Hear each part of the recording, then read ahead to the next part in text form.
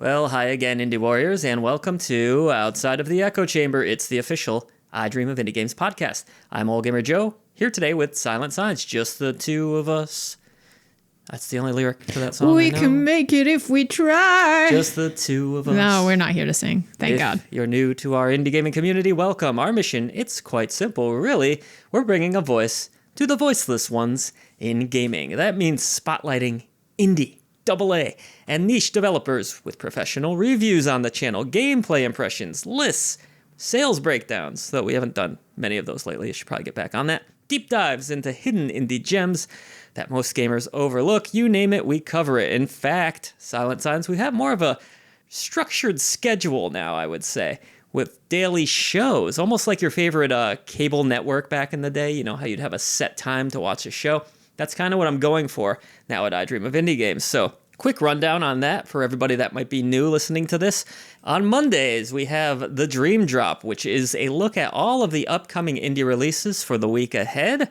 One of my personal favorite shows. Just kidding. It's actually You're lying. Really terrible to make that show. But it is really useful. Extremely valuable for people, so we're glad you enjoy it. But a pain in the ass, you know, especially when there's like 26 games in a week. This past week, you have to write individual little blurbs about every single game. My hand is destroyed right now. I think I have arthritis, and I'm only 40. Is that the right age for arthritis? Seems like. Nowadays it is. I think that a lot of us have overusage of our hands because many of us have typing jobs. My hands and my joints have been hurting for years. Yeah. And I'm younger than you, so. I feel like arthritis sets in earlier now because we are this technologically advanced world. Growing up, typing jobs were less prevalent, I would say. That's fair, probably, right? Well, I mean, for our parents' generation, they were, but then even then, they also had like old school typewriters, stuff, which were probably brutal. Were worse. I actually had one of those for a while with the ink and everything. Yeah. It's a real pain in the ass. It would run out of ink and you'd be like mid-sentence. And also you had to like line it up, like so each sentence was even underneath. It was a real pain in the neck. Did you have one of those? I had one for novelty because I thought I was cool in college, but I wasn't. So, anyways, Tuesdays, we have Indie List Tuesdays, which is just kind of a random top 10 list involving indie games. Every Wednesday, or actually it's really bi-weekly on this show, it's going to be Zero Review Zone with Ashton, which has really become a fan favorite around here. SilentSigns, you've seen both episodes now. How are you liking Zero Review Zone? I think it's very amusing myself. I love it. I think it's my favorite show here now. Yeah, so for those of you that don't know, Ashton essentially spins a wheel on a list of indie games that have absolutely no reviews on Steam. Whatever she lands on, she ends up doing gameplay of and kind of reacts and ends up becoming the first, or maybe one of the first at least, reviews for that game. Some people are concerned that we may run out of games eventually, but I feel like there's more of these than you probably imagine. In fact, sorry, go ahead. Every day that one of those videos comes out, about 500 more Steam games is released. I was going to say, I was going through our emails today, as I do pretty much every day, and we have a bunch of keys. Unfortunately, we can't always cover every single thing, but some of those keys, they've been in my inbox for like maybe a month now, and they still have zero reviews. So it would require so much human power to get all of those games reviewed. It would just be impossible for an operation this size. Pretty much, yeah. And for most operations. So she is quite amusing on camera. I think if you haven't checked that show out yet, I highly recommend you do so. We do have a playlist now for all of our shows, by the way, on the main landing page, youtube.com/idreamofindie. Of course, our written content over at idreamofindie.com. If you enjoy written reviews,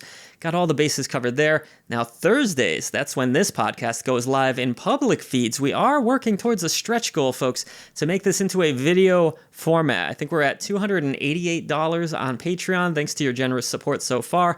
The goal is $400 for that to happen because I know it's going to be a huge pain in the ass to make. I am the only editor on staff, so if you see a video on this channel, odds are, in fact, guaranteed, outside of that one Ashton did, it is edited by me at this point. You don't do any editing, I think, anymore. Not anymore. You used to help out a little bit, but now I am the sole editor, so it would be another big project to edit. That's why we have this stretch goal going on. Resources. That's all it's about, really. We would love to make it for free right now, but, time is precious, and I'm running out of it the more shows I add to this channel. Indeed. There's only so many days in a week. Right. And then Fridays, personal favorite show of mine, and I mean it this time. It is those hidden indie gems. We list 10 of them. I have so much fun uncovering some of these games, whether it's going through my own personal Steam library or my good old pal, ex-hardcore gamer. He has a huge library that he built up years and years ago. He was ahead of the curve in the digital market, and he has like so many indie games he purchased in bundles over like probably decades at this point. Yeah. You know, probably a good 20 years of purchasing these small indies. So I love picking through his library and discovering some great hidden indie gems that I then share with all of you. So that's kind of our lineup. Just recently, we also added Indie Update, which is a news rundown of all the cool events that took place throughout the week.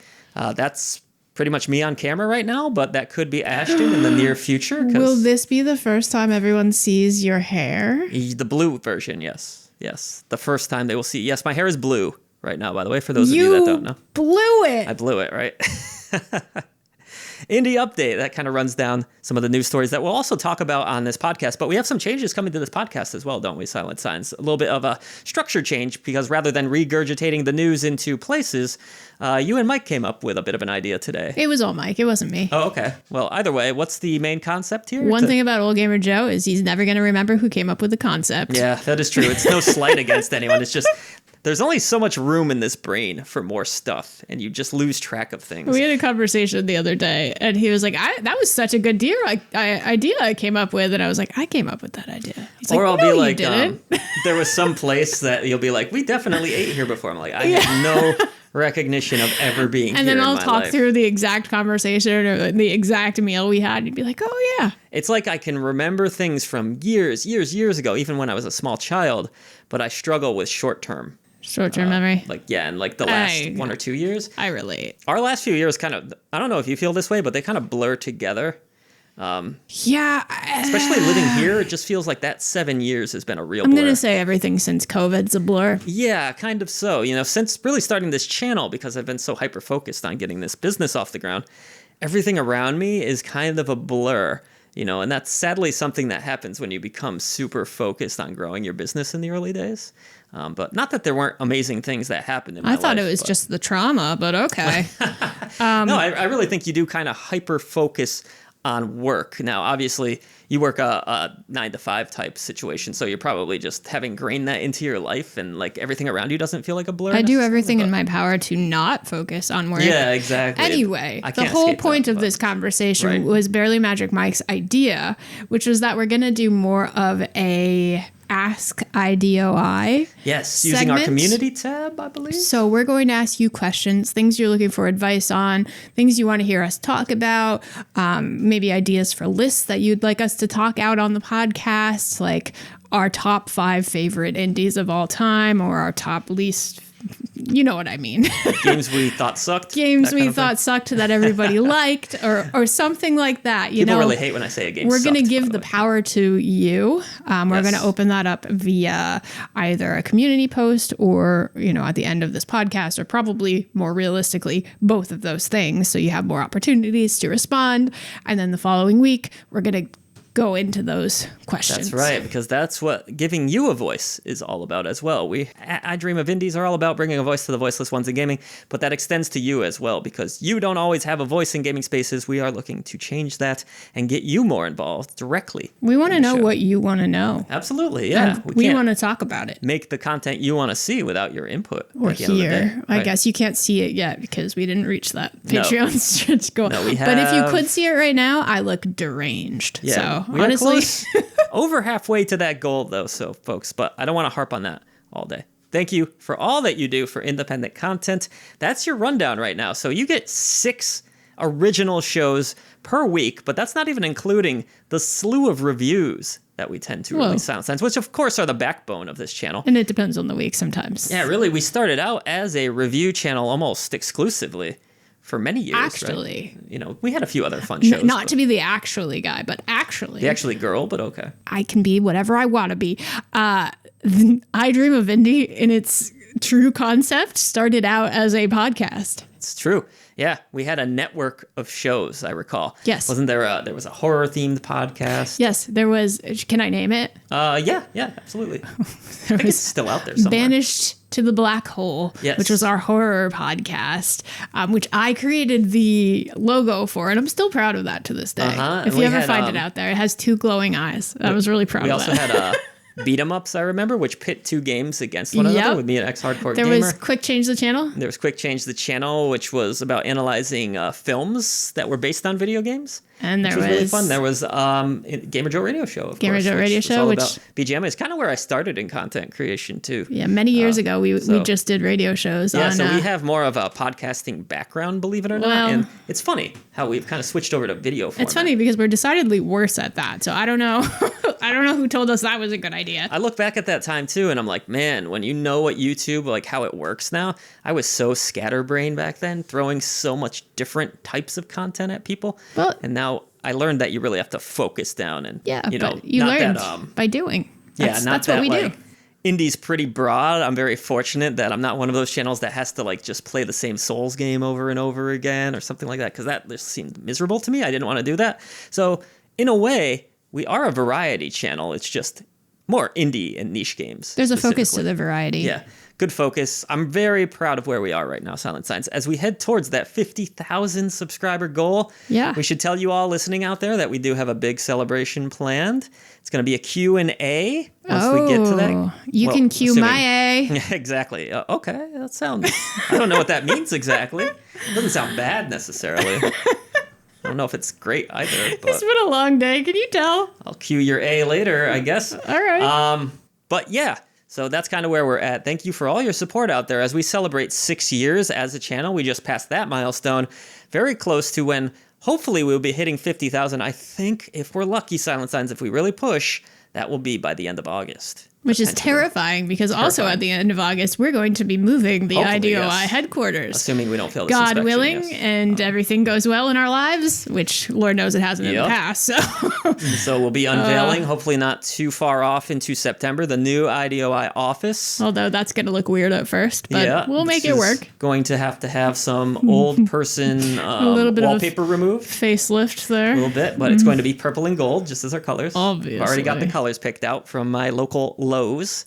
Is Lowe's a chain that's shout out Lowe's Home Improvements? Is Lowe's a local sponsored. thing? Like, No, I mean, if you're listening in another country, you probably don't know what Lowe's is. Lowe's is it a New England chain? International, I believe. It is. Okay. Not it's international? Not international. National. Oh, it's nationwide. I told you. Nationwide. That's the word I was looking for.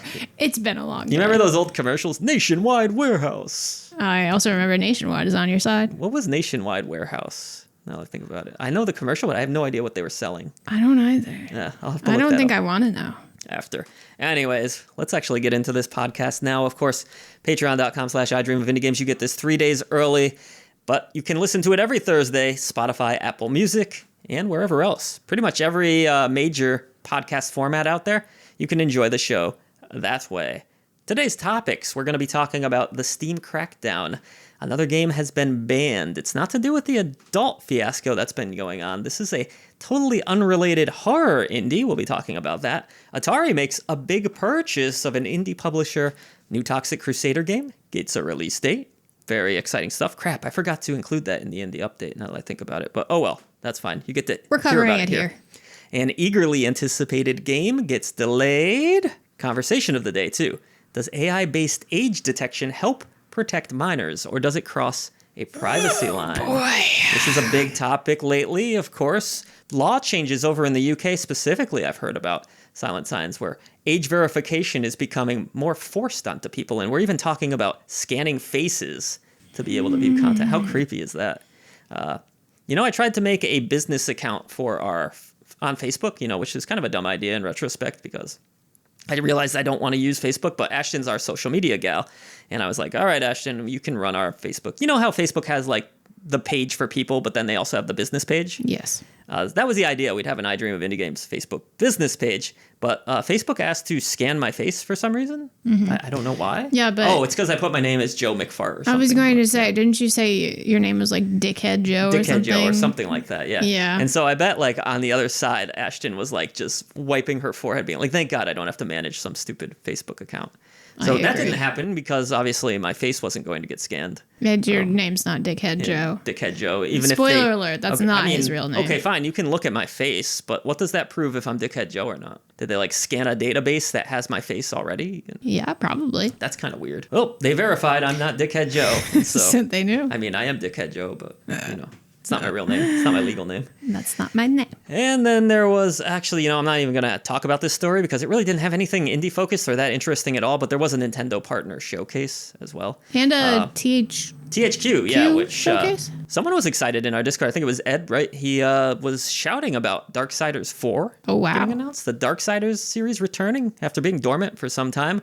I used to like those games quite a bit back in the old PS3 days. I think we were playing some of the Darksiders. Cool series. That was fun. But nothing really pertaining to indies too much in the Nintendo showcase. Square announced a couple RPGs. I think they announced another Octopath Traveler and then followed that with a game that looked exactly like Octopath Traveler. I think someone was telling me that anyways. And then I watched the trailer and I was like, you know what? That does actually look like the same game, but it has a different title. Is it like Pentopath Traveler? Well, I forget the name offhand, but either way, let's get into our icebreaker. And this is something we've talked about privately before, SilentSigns. So I already know your answer, but I thought it would be fun to share regardless. If every meal you ate had to come from one single restaurant, which restaurant would you choose? Oh, you're right. We did have this conversation, and I had an answer really quickly. Her answer was smart, and it surprised me. Not that she isn't brilliant. She is, but it was a very clever answer. I can count on one hand, how many times I've consumed food from this restaurant. However, I do know that their menu is a freaking novella.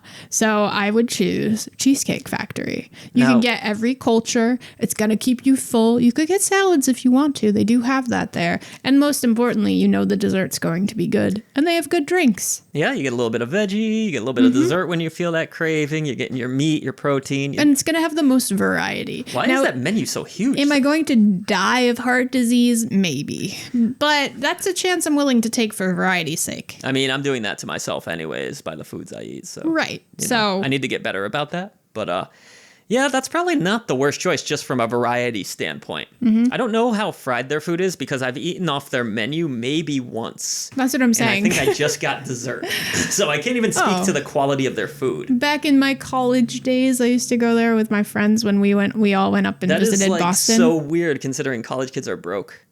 Well, not like after college, but they were my college friends. Oh, okay. So you weren't in college. It was also during like the summers too. I guess we were in college. We weren't like... You weren't like broke ass college kids? No, we were. That's a fancy schmancy meal. It was a one time we were all out in the city and we were having a nice time. We ate at the Cheesecake Factory. Sue me, yourself, okay? Right? Treat yourself to some cheesecake. I never had enough money in that age to go anywhere good, but congratulations. Thanks. Anyways, how was it? It was fine. I don't know. We liked it then, but it's been probably a decade and a half. So you realize you are picking a menu, though it is large. You said it's just fine, so you don't love the food. It's funny, but they've got bread and they've got cheesecake. I mean, doesn't every restaurant have They have bread? good rolls. You know the Cheesecake Factory rolls? Yeah. No, you don't. I never had the rolls. I don't think. Also, if you just get dessert, they don't give you the rolls, I don't think. I've been saying this for years, and I feel like people are finally starting to validate this thought, but the decor in the Cheesecake Factory, particularly on the booths, on like the top of the booths, it looks like the Eye of Sauron. It is beautiful in there. But I have to say that. I never thought of it that way, but I guess now that you mention it, the Eye of Sauron is on the booths, and you cannot change my mind. All right. Yeah, I'm not going to try to change your mind, but I'm trying to envision it. I remember it looking more like a cathedral. I'm gonna Google the picture. It was very impressive. I was in the building and I was like, I am way too broke for this place. It's really not. And then I saw the menu and I was like, okay, this isn't as bad as I thought, but the desserts, there was like $13 slices of cheesecake and whatnot. Overall, from what I remember, it was okay. Kind of like how you said. Oh, wow. Does that not look like the Eye of Sauron? Showing me the picture. Unfortunately, we don't have the video version of the podcast yet. You can't see the picture. But if we get there, you'll see that. Or you can just Google it now. I love that it's been posted so many times. Here's a direct comparison of the Eye of Sauron in the Cheesecake Factory. Wow, you're right. Decor. Were they going for that intentionally? I don't think so, but I've always thought that. And finally, people are giving it... They're putting it out there, and I feel so vindicated. You should have broke that story when you had the opportunity before someone else did. So, you would be internet famous right now. I tried. Either way, I'm going to go with My choice is the Cracker Barrel, Weird. which I know is garbage for you in most cases, but their food is really good. I like that restaurant. And I figure I'm a big egg guy. I'm someone that just loves eggs every day. Big Eggman? Yes, I'm Dr. Eggman. I'm very sad right now that I haven't been cooking at home because of the situation where we're moving and all that. If you've listened to this podcast, you know all about that. But I just am a big breakfast fan, and I enjoy Cracker Barrel's breakfast. And they're actually very underrated on their dinner menu, too, I think. I've gotten meals there for many years. I don't go, like, weekly or anything like that, but probably once every, 4 or 5 months, something like that. And I always have a good meal. I never have a complaint there. Maybe it's just me. Is Cracker Barrel underrated? It's complicated. I think it's good. And whenever I take you, you're always like, you know what? This is pretty good. Yeah, I know. I never want to go, but once I'm there, I'm like, that was all right. It's surprisingly good, But right? it's never at the top of mind. Maybe not the best choice, but a choice nonetheless. I would also And I feel settle like they have fruit and stuff too, so. for like pretty much any sort of Asian cuisine because I feel like I can eat that every day and never get sick. I would get tired of the spice and all that kind of stuff. Like, I toyed with the idea of Thai food every day, but then I was like, this is going to wear on me after Or a while. Korean food. As much as I freaking love Pad Thai or Pick Pad Pro, is that the one I got recently? That's definitely not what it's called, but I know what you mean. I think I nailed it. Nope. Pick Pro Pa, something like that. I'm sorry, No. I'm butchering this, but Definitely not. it's delicious, whatever it is. Pick Pad Pro. I'm pretty sure that's what it's called. Pretty sure it's not pro. No, it's like a PlayStation It's not 5 professional. Pro. It's an amateur. It's like the upgraded version. You get a little more RAM. You get a little.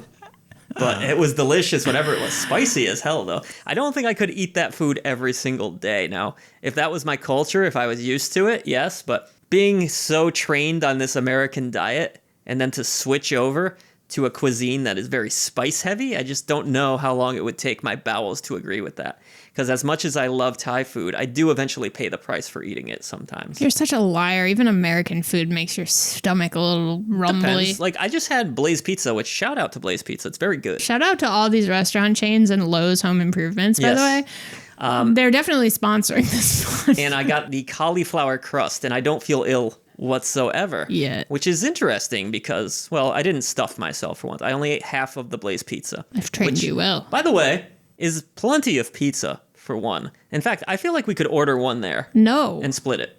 because but- I think everything that you put on your pizza was an atrocity. My pizza was awesome. You're My just pizza jealous. was awesome. I had barbecue drizzle. I had yellow peppers. I had, what else? Green peppers. Red sauce, broccoli, barbecue sauce. roasted broccoli, chicken, pepperoni, ham, and then red sauce. You put 3 types of meat? Absolutely, yeah. What, you didn't?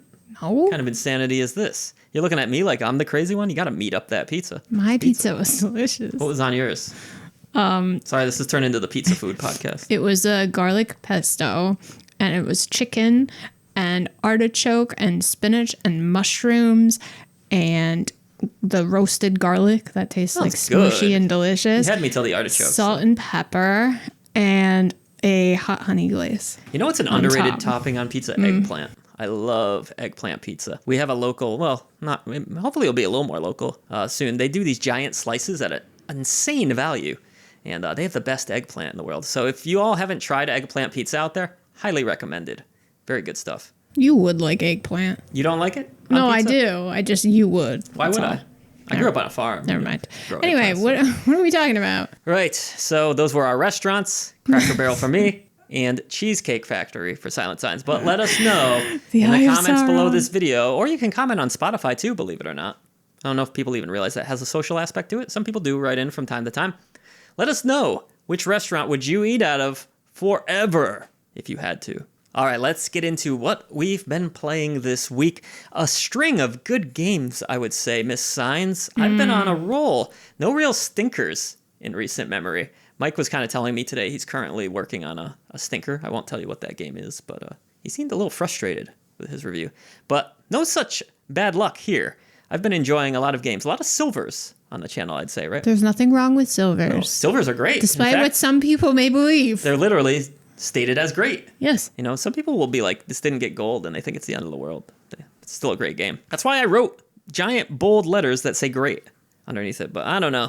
You can't win in any kind of scoring system, I guess. Ninja Gaiden Ragebound. That is probably the big release from this past week. I was able to defeat the game in about maybe 6 hours tops. Okay. There are some accessibility options if you need them. And you know what's surprising about this game? It plays great. It looks great. We kind of all expected that. This is from the creators of Blasphemous, if you didn't know that, which is I would say a pretty big shift, tonally at least, from a very dark, bleak Metroidvania to Ninja Gaiden, which is actually a darker tone if you go back to the NES versions, but they've lightened it up a little bit in this. It's still a bloody affair where you're killing demons, but it's definitely brighter.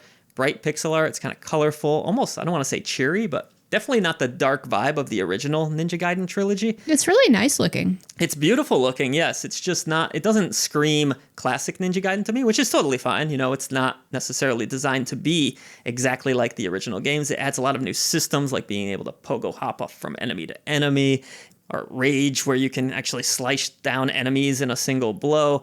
So there are some new features that definitely make this game stand out on its own. I've enjoyed it quite greatly, but the thing that surprised me about it is you don't unlock hard mode until you complete the game once. Now, this is a little bit of a topic of debate on the review, because some people are like, I like the idea of, playing through the whole game, going through the ninja training, and then be ready for the hard mode. While other people are like, I want to play hard mode right away and experience that challenge that Ninja Gaiden is known for. Do people really just get a game and jump in at hard mode without seeing the challenge level first? Depend. See, the problem here is that there's no easy or normal to select from. You just have the standard difficulty. And me personally, I found it, I'm not the best gamer in the world by any means, I found it pretty easy. I got through the game with relative ease, like up to stage 4, which that doesn't mean there's just 5 stages or anything. There are 5 acts to this game, but they're broken up into different stages, and there's some special ops as well and things like that. But basically I blew through the game for the most part up until that act 4, where it starts, I stepped on something sharp, sorry. It starts to ramp up from there, but really that's about 4 hours of kind of just being able to blow through the game. Now there are optional challenges and stuff like that too, but that surprised me a little bit. This is definitely the most accessible Ninja Gaiden game. You got to see a little bit of it, though. I'm not talking bad about it. I do actually really like this game. I don't like it as much as Cyber Shadow. I'm sorry, but... You said the dreaded A word. What's the A word?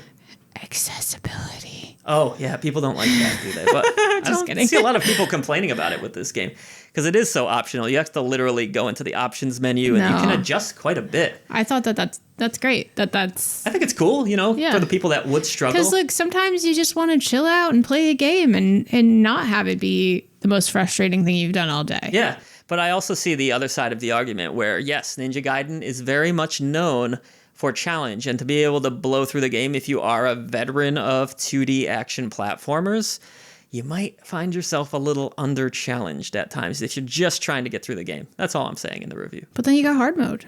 You do, but you have to go through 6+ hours just to get to hard mode. And some of that feels a little too easy. That's all. That's all. I'm sorry. I'm never the guy to complain about games being easy, but I didn't struggle at all with this game. And then hard mode is pretty damn hard. So. Maybe you've got just mad skills now. Yeah. Do you ever think about that? I don't think so, no. But what's interesting is hard mode changes the game in some pretty significant ways. So not only is it more difficult, but you get new enemies, new patterns, that kind of thing. So all in all, difficulty qualms aside, it's a pretty damn good video game. I've enjoyed my time with Ninja Gaiden Ragebound. You'll have to let me know, everybody, what you think of it so far, because I'm sure a lot of you are playing it. It's the year of the ninja. We've got a Shinobi game. I think a demo just dropped for that. I'll have to try that myself. We probably won't be featuring Shinobi on the channel because it's definitely more, I don't want to say it's AAA because it doesn't really look AAA, but it is coming from Sega, and Sega is not going to look at us. So we're not going to probably get Shinobi. But I think it looks great. And from what I've heard of the demo, pretty good as well. Could be the year of the ninja here, SilentSigns. So that was my time with Ragebound. Enjoyed it very much. Full review is live now if you want to see that. We also played some of this together. I ultimately did the review of Heartworm, and I'll let you talk for a while, seeing I'm losing my voice from all this talking. Heartworm is really cool. We first checked that out at PAX East, however many months ago PAX East was. 3 months ago? May? Was it May? Yeah, it was May. Time flies. Anyway, it's a really cool Dread XP horror game, right? Yes, they yes. were doing that one and another game that we're going to talk about later. But Leads that's into our for story a little different bit. Yeah, reason. I was going to say at the Dread XP booth.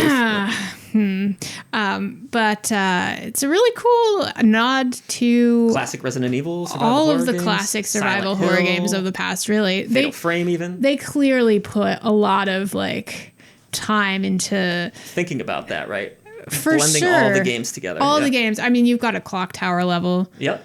I mean, You've got actual like camera angles based off of the original Resident Evil and rooms that look eerily similar to the mansion. you're fighting enemies with a camera. Yeah, you are. You're fighting with a camera. That's obviously a nod to Fatal Frame. You the know. way you kind of can just run away from enemies is a nod to Silent Hill's combat engine. Because Yep. it's not a very combat-focused game, I'd say. Plus the fact that you're in this abandoned town and You're in you know, quite a few different places, there's right? yeah, but for the most part, how you get there is you're a young girl who's lost her grandfather and she's obviously grieving, not ready to come to terms with death. And she says, well, I'll just find him on the other side. So she finds this lead. Through the internet, of course. How else would you find Yeah. a lead these days? A lead to a weird place. Basically, it's supposed to be this place where you can cross over to the other side. And she wants to find her grandpa. Or And whatever else is over be there. reunited, you know? So she goes to this house in the mountains and she goes to where the other side would be. And on the other side, things are familiar yet very different. And nobody ever comes back, according to lore. Allegedly. So, allegedly.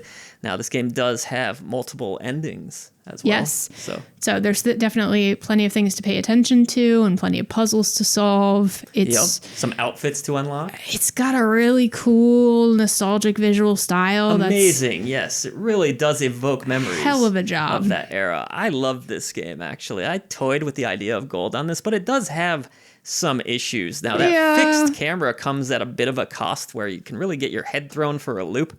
Like, you'll take a turn to the left or right because this game offers modern controls. Which direction was Maybe I if going? I used the tank controls, now that I think about it, that would help maybe a little bit with that, but I really didn't want to deal with tank controls. No. So it's cool that that's an option, but you can really get twisted and turned around in this game, and the map is old school too. They tried something here where rooms that have important items are staticky on the map. I can appreciate that. To show that they're incomplete. Yeah, but it does still struggle a bit there. But, you know, these games were kind of about bumping around too and finding items and exploring, and it really nails that aspect of it. A couple little bugs here or there, nothing too Pretty major. funny, Pretty actually. funny ones. The game over one I put in the review where she kind of we didn't even twerked 3 talk about times. the safe room, which is definitely The safe room's a callback to, of course, Resident Evil, and you have like nice calming music. You have the box to put your stuff in and store very cool. items. You lost your key. Even the loading screens, which this game probably didn't realistically need to load, but they did it for effect. Yeah. When you open a door, you get like that classic animation. A lot of love and care, I feel like, went into this game. It's really cool. I like it a lot. Yeah, I enjoyed my time with it. Really not a super long game either. Not Probably just like a 5 or 6 hour commitment. I'd say also if you're concerned about jump scares and things, not a ton of jump scares. Not a very scary game. No. Really. It's more of a homage to the lineage of this genre. Yeah. So I liked it quite a bit. All right, Primal Planet is another one we spent some time with. Oh, which yes, we had we our ups did. and downs playing this game, I'd say. I think you might have liked it more than I did. I liked a lot of aspects of this game. I think we both got pretty frustrated with the swimming. Yes. Is where it started to lose us a bit. So I played a lot of this game. Yeah. Like a lot of it. More than me. Yeah. We were kind of together the whole time, but yeah. Probably, yeah. But I really wanted to like this game. I love the style of it. There's some really cute things about the game, like the little dinosaur that you have that follows you, and you can upgrade the dinosaur. I like the blending of like futuristic stuff. I should clarify what this is. It's Yeah, like it's a pixel Metroidvania. A Dinovania, they call it. A Dinovania, Kind of plays like sure. a Metroidvania, but with some survival elements. And too. then also some like futuristic elements. A little bit of RPG combined with even the to it, yeah. prehistoric. Pretty cool. There's a lot going Pretty on. cool ideas.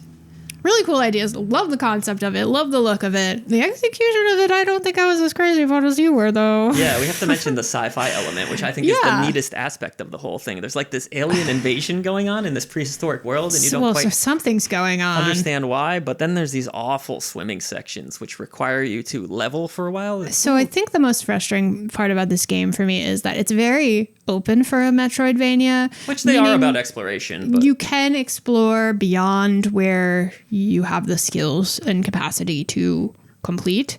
So you're never entirely clear whether you're going the right way. You are at first, which is interesting. You are at first. And then the game kind of gives up on you. Once the game opens up, it's like, well, you're on your own now. Which, Good luck. again, some people like that in this genre. But the issue is, part of that open world for exploration is underwater, and you have a very finite amount of breath to consume. Level up. So you need to expand your breath, your lung capacity, grow your lungs, if you will. Yes.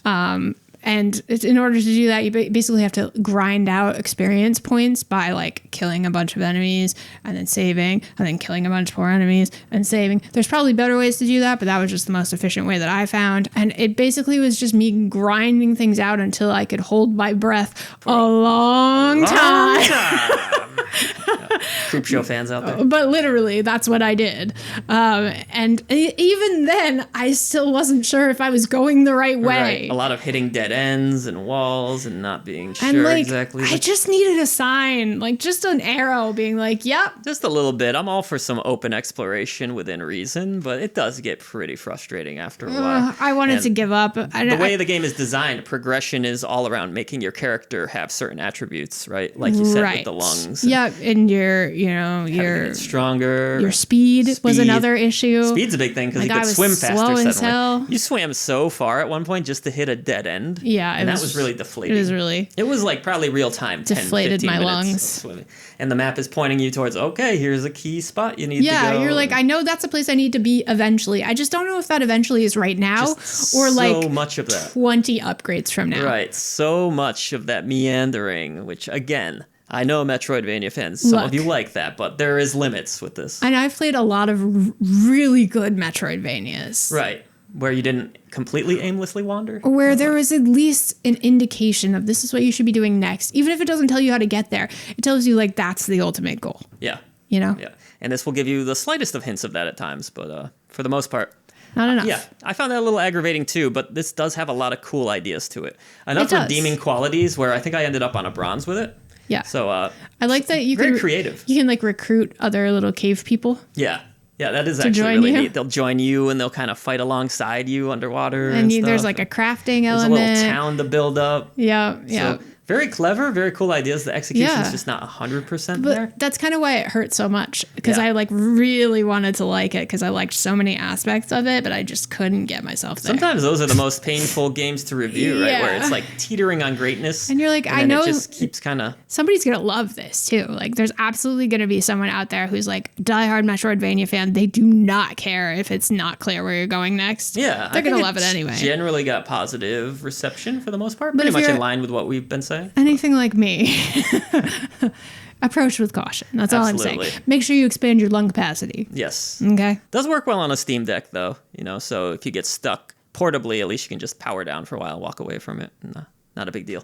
All right. What do you say we get into some news, which I think is the last time we're going to have news on this podcast. Damn. Believe it or not. So all right. You're going to have to tune in every Saturday for news stories going forward and watch my face on the Indie Update. Hopefully Ashton's face in the future too, or maybe even your Silent Signs. Oh, God. See how it goes. Your face might even appear. We'd love that. It's better than my face. I had to pop a zit on my nose today to go on camera. That's hot. Very unpleasant. Yeah. I didn't want to go on there with a big, ugly white head. I know. You should have put one of those stickers on it. Well, I asked my daughter, like, hey, can you make up this thing or something? Brush some rouge on it or something. But a rouge is not going to help a pimple. No. That's going to... I was just trying to cover it up. Yeah, that's going to have the opposite effect, bud. Well, I ended up just squeezing it. Okay. Which you're not supposed to do, right? But the white head came out. This is getting gross anyways. Speaking of gross... Vile Exhumed is the game we're going to talk about next, Silent Signs. Yes. This is a title that we played at PAX East or watched Barely Magic Mike play. I watched him play it. He was playing that demo while you were playing the Heartward demo, in fact. Coming from solo creator Kara Cadver. And the concept here is it's all about this film actress named Candy Corpse, and she got out of the film industry for mysterious reasons, apparently dealing with misogyny, which is kind of the problem we ran into here. Oh, it's got to be Kara Cadaver, right? Cadaver? Like a body. Oh, really? Yeah, that makes more sense. Yeah. I guess so, yeah. Okay. Kara Cadaver. Sorry if I messed that up. But anyways, the vibe of this game is interesting because you're hacking into a computer to learn more about this character, Candy Corpse. And like I said, misogyny seems to be a huge theme here. Steam, for whatever reason, didn't seem to like something about this game. What they actually cite as the issue is, quote, sexual content with depictions of real people. Now, I feel like we've seen, I haven't played this game for myself, but we've seen some pretty gruesome stuff on Steam games before, right? And We've some sexual also stuff. seen some weird, questionable Adult things that aren't great necessarily all the time. I mean, Rachel Foster comes to mind. Is that still up? Yeah, that's perfectly fine from what I see. Our own review of that got limited monetization, which because of the word, the S word, I guess. Can we even say that? Amongst other things, probably. So, yeah, but pretty interesting here. I really wonder what it is specifically that Valve found where they don't even want this game on their platform at all.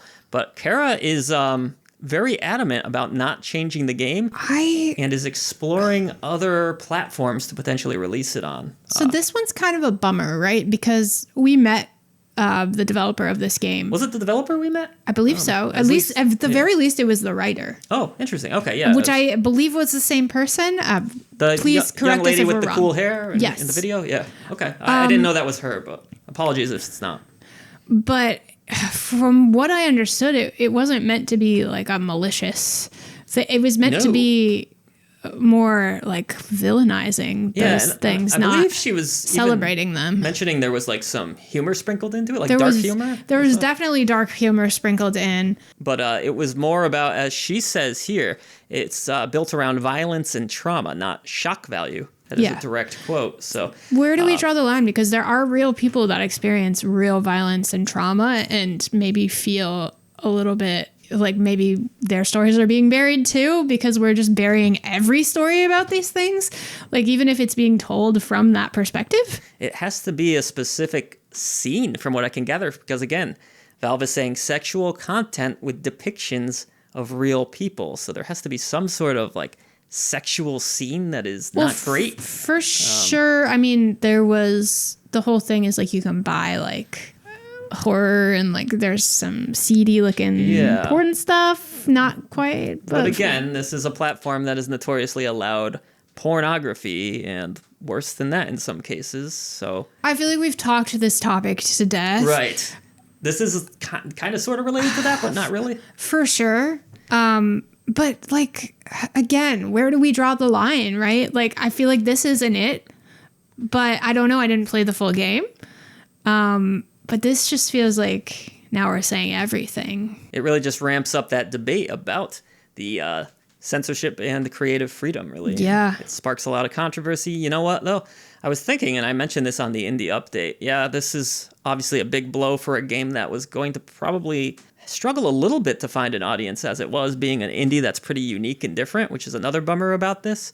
But the positive to that is that people are talking about this game, at least, you know. So if they do find a platform, and maybe they will go with like a Good Old Games or something. I was gonna say maybe not itch. I think it actually is on itch in some form. Weird. Okay. I believe. Don't quote me on that. But Good Old Games, there's opportunities to still sell this game. Steam is obviously the biggest platform for buying games, so that really sucks. I can really appreciate that Kara is standing her ground here, though, and not wanting to change the game and staying true to that vision. So I thought that was kind of the cool part of the story. Real bummer, though. On to our next story, Atari making a bit of a purchase here.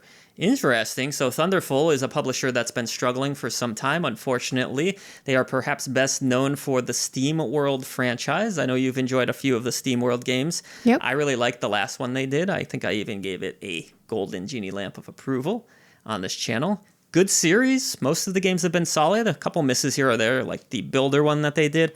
Thunderful has done a lot of great games that I've enjoyed, actually. Curse to Golf is one that I also absolutely loved.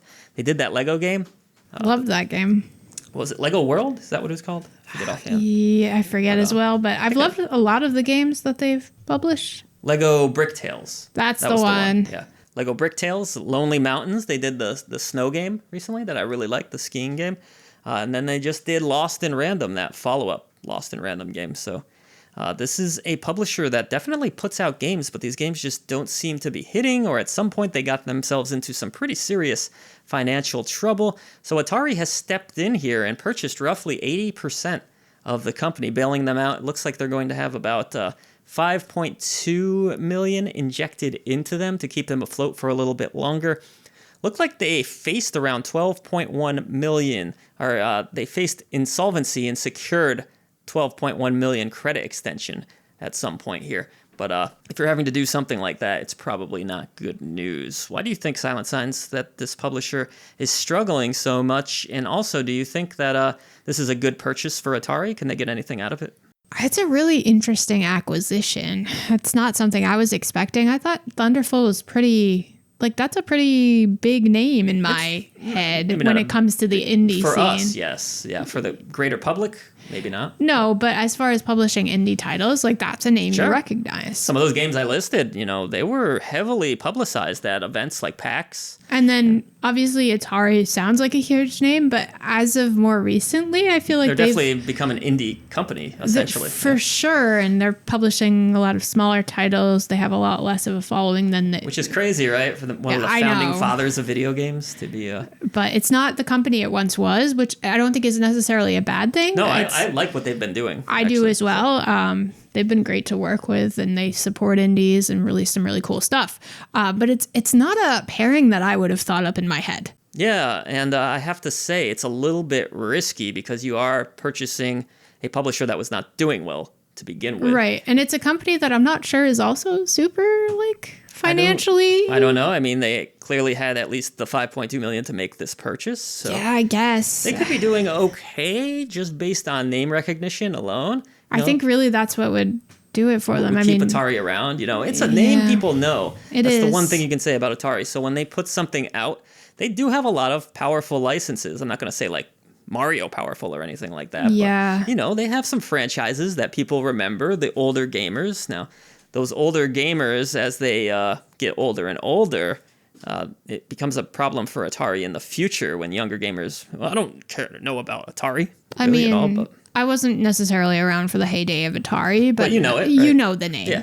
We all know the name. Most in our age group are going to know the name. Right. Younger generations probably, if I asked my daughter right now, she probably would not know what Atari is. Depends. There's a lot of depictions of nostalgic stuff in the media, and sometimes the Ataris and is that Pong enough though? But stuff like that. It's one of those things. But really, yeah, it's more about how does this acquisition help Atari? So they have a publisher that takes on some good games that just fail. So maybe can Atari help them in the marketing aspect of these games to get them to sell more copies? I just am concerned that it's not a huge mass layoff.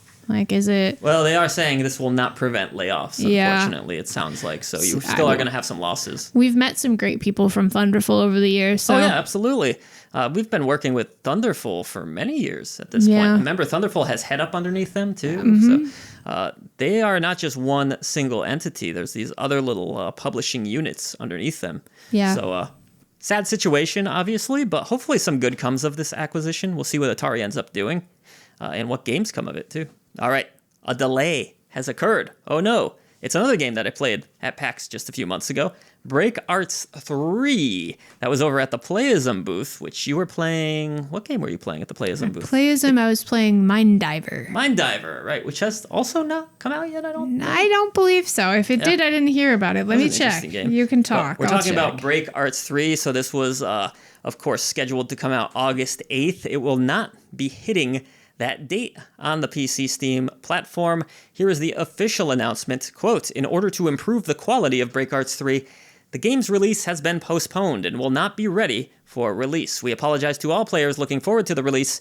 We're hard at work making the game as polished as it can be, so we'd kindly like to ask fans to wait a little bit longer. We will continue to announce news about the game in Steam news posts, so please wishlist the game at the link below to stay updated. So this is that kind of mech racing robot customization game. Yep. I had a really good time playing it. Very stylish. By the way, Mind Diver is not out yet. It just I didn't think it came says TBD, but it does say 2025. That was a fascinating release in its own right. That one did hurt my brain a little bit. Yeah. Took some getting used to. Obviously, there's a following here. This is going to be the third game in the Break Arts series. But the good news is, delays aren't always a bad thing. And it was in reasonably good shape when I last played it, and that was in a demo format, so don't worry too much, folks. If you are looking forward to Break Arts 3, I feel pretty confident it's still probably going to make this year. So we'll have to see, though.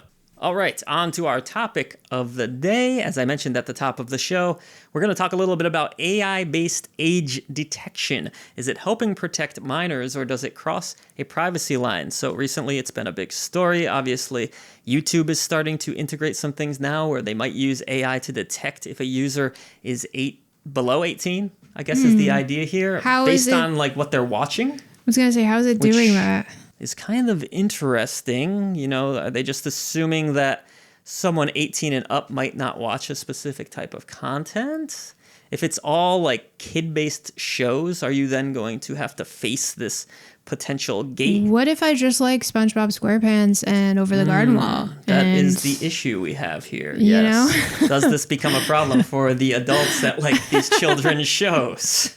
I'm not saying I watch that all the time, but like, what if I just want to feel good and watch a autumnal show and watch Over the Garden Wall? Hey, you know what? I love cartoons, even as an adult, and I'm very sad that I don't watch them like I used to, but it's not that I don't want to necessarily, it's that I don't have the time to go out there and seek cartoons, but you know, and the new ones don't connect with me. Sometimes you're having a really bad day and you just want to watch something that's like wistful and nostalgic and like sweet and is not going to rack your brain too much. So if I pull up like some old ass Rocco Modern Life bootleg on YouTube, are they going to detect me as younger? I guess they've probably been following my patterns at this point for a long time, so they probably know I'm an old-ass man. But it is interesting, SilentSigns. What do you think about this crackdown in general? It's not just YouTube either, but more age gating in the UK especially, which is interesting because the UK laws, they're fairly different from the United States, where the age of consent is 16 in the UK. It's 18 here. You can drink at 18 in the UK. It's 21 here.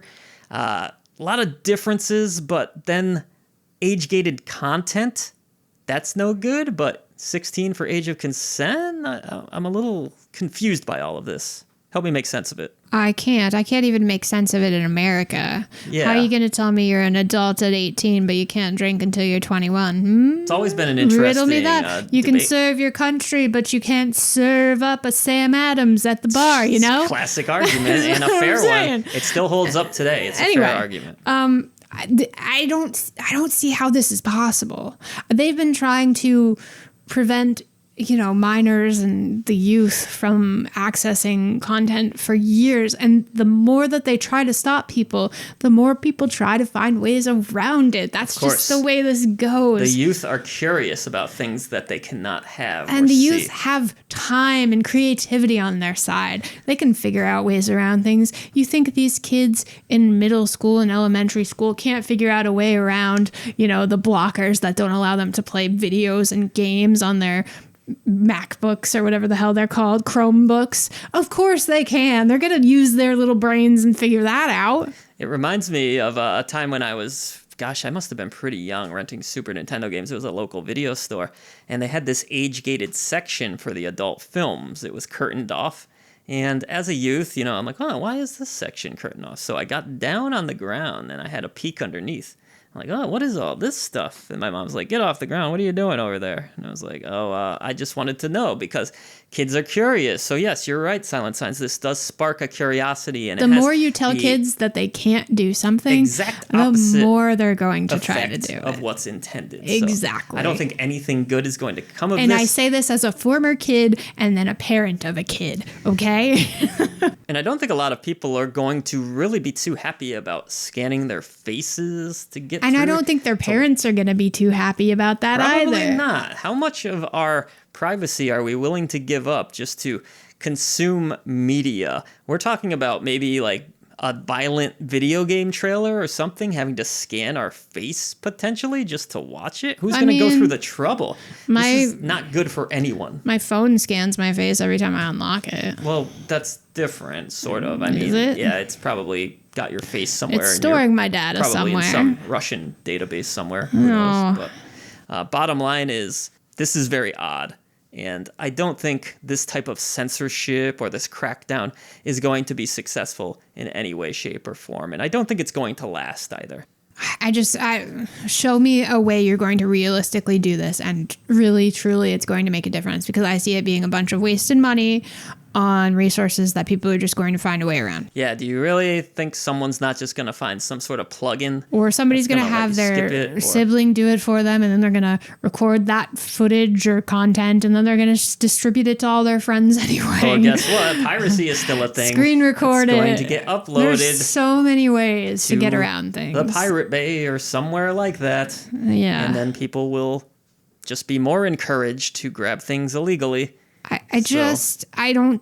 It's a great thought. It's a great thought, right? We want to protect the kids. I understand that. I want to protect the kids, but this isn't the way to do it. Yeah, and also, where are we drawing the line of what we protect them from? Some kids are more mature, even if they're younger. I mean, I'm not saying that they should be subjected to all manners of debauchery on the internet, sure, but you know, my daughter likes some horror slashers, scary movies, or something like that. She loves scary movies. Yeah, you know, I have no problem with her watching those. That's an adult decision I've made as a parent to say, sure, if you enjoy these, she's not doing anything insane or crazy. She's a very good kid, great student, and she just likes the thrill of a slasher movie or something like that. Sometimes. Totally cool. No problem. Yeah, some of them are a little scary for her, but for the most part, she absolutely loves horror. She's actually reading The Shining right now. She loved the movie so much. We did watch that. I think that's great. When I was a kid, I watched all the scary movies. So did I. I grew up on that stuff. Freddy Krueger and as far as I know. I was a little scared, but I've turned out somewhat I was going to say, I think we turned out okay. Because I think generally society, there's obviously different cases here, but society generally does a pretty good job of separating reality from fiction. Yeah, as long as you make sure an individual is able to do that successfully. You know. I mean, also, I'm a kind of a weird case because when I was growing up, my mom was a nurse, and she was a nurse in the ICU, and she saw horrible things. And she would come home from her 12-hour night shift on the weekends and bring us McDonald's breakfast, and we would talk about all of the gory details and all of the disgusting things. Like it was just the latest and greatest news. Things to talk about over McDonald's hotcakes or McGriddles or whatever the hell they were called at the time. Yeah, I grew up in a household where there were many, many arguments, so I knew pretty much every swear word by like probably 9 or 10, so maybe I'm a little desensitized to this more than other people, but it's changed now, and every household's obviously a little different, but I do think you need to let responsible parents be responsible and make choices on their own and not have these companies stepping in and tell your kids what they should be watching or not, or scanning their faces for that. Man, that's not responsible either. Well, I mean, if we got credit card companies telling people what they can and can't buy, then... Exactly, right. Let the parents be parents in this situation. I said, let them decide what's good for their kids. And ultimately, it's more on them. I don't think these companies should have anything to do with that. But that's just my opinion. Let me know in the comments below what you think. Did you have anything else to say, Silent Signs, before we get out of here? No, only that I vividly remember all of those disturbing descriptions. Thanks, Mom. I can't wait for the future where I have to scan my ding dong to log into YouTube. I don't think that's YouTube, bud. Coming up next week on I Dream of Indie Games, we talked about the new rundown. Not new, but like kind of rebranded all the shows, made them fun and exciting. It's like Nickelodeon, but indie games. Yeah. That's the idea in my brain anyways. Nice. But, you know. Can we get one of those alarm clocks with the glowing green? What really made me think of it is, you know, Ashton's funny. She basically turned her show into a like game show type feel. Like it feels like one of those old time like Nickelodeon shows. So it just got me thinking, wouldn't it be cool if our whole channel was kind of themed in this fun way? Because, you know, we like to joke around in our videos. We also recently watched Double Dare. Yes, we did. And it was so amusing. Oh my God, I missed that channel that was all Gas. Gas, yes, Nickelodeon Gas. You they would would play love those Gas. shows all freaking day. I do love Gas. Yeah. No, I don't love it. I just get it a lot. No, you do. You love it. The drop. Monday. You can look forward to it. It's a big one. It's already live for Patreon members at the Legend tier and above. Just saying out there. That is live Mondays for everybody else in public feeds. 26 releases. Pain in my dick to write them all out, but I did it. So that is coming up on Monday. Indie List Tuesday. More curated picks for you to enjoy.